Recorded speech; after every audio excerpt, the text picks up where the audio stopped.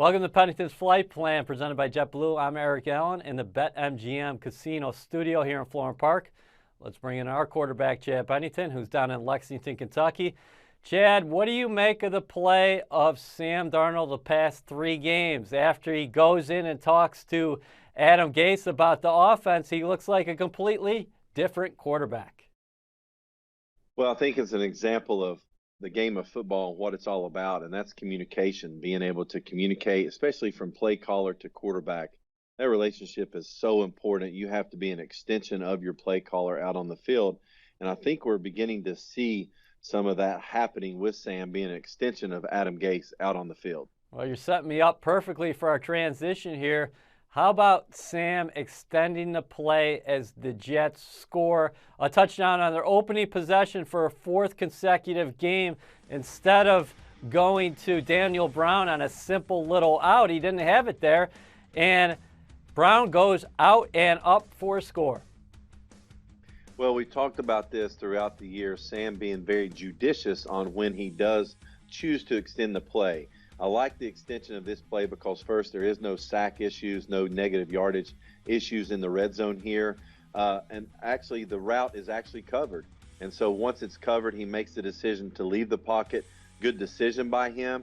And then really nice scramble rules by Daniel Brown. Runs out of room on the sideline, turns it up the sideline.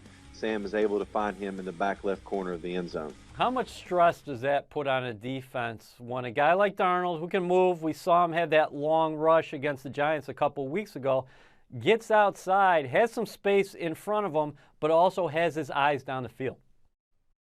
Very difficult for a defense, Eric. A lot of the times defenses try to use the term plaster, and when a quarterback leaves the pocket and extends the play, defenders are taught to plaster the receivers, meaning stay with them. But it's very hard to do because your eyes want to go to the quarterback to see if he's going to scramble, see if you can make a play on him. And when you do that, you lose sight of the receiver. Darnold's doing damage outside the pocket and inside the pocket. On this 3rd down play, it starts collapsing a little bit, but he does a nice job stepping up before finding Demaryius Thomas.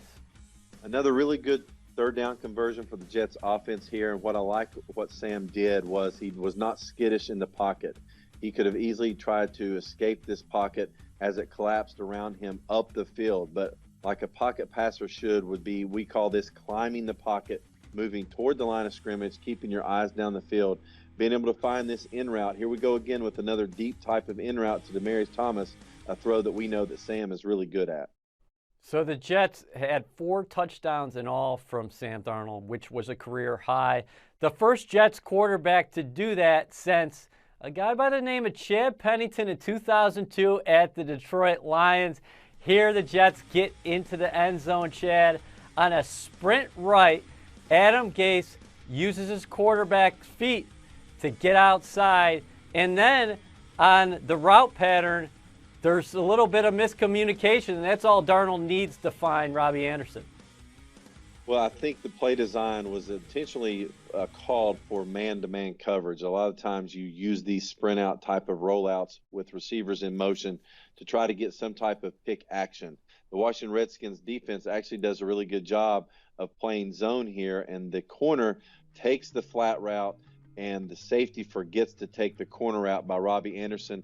Sam does a really nice job. It's very easy as a quarterback to get used to just hitting this flat route each time because you're expecting man coverage. But he trusts what he sees, does not try to predetermine, only anticipates what could happen. It didn't happen the way he wanted it to, carries the play out with his feet, and makes what we call a high ball throw, high end zone throw to back line in the red zone for the touchdown, which is a really nice throw for him. What's the next step for this offense? 400 total yards last week against Washington, but they're stepping up in class against the Oakland Raiders, an AFC playoff contender who is 6-4. And I know they're looking at the Jets as a team they should take down on the way to the postseason.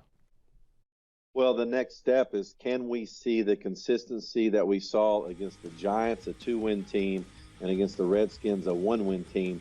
Now can we see that consistency against a 6-4 team, a playoff contending team? That's the next step. So you're not looking for anything flashy, but you're looking for that production and that consistency by the Jets offense. Thanks, Chad. We'll see you at MetLife Stadium on Sunday. Thank you.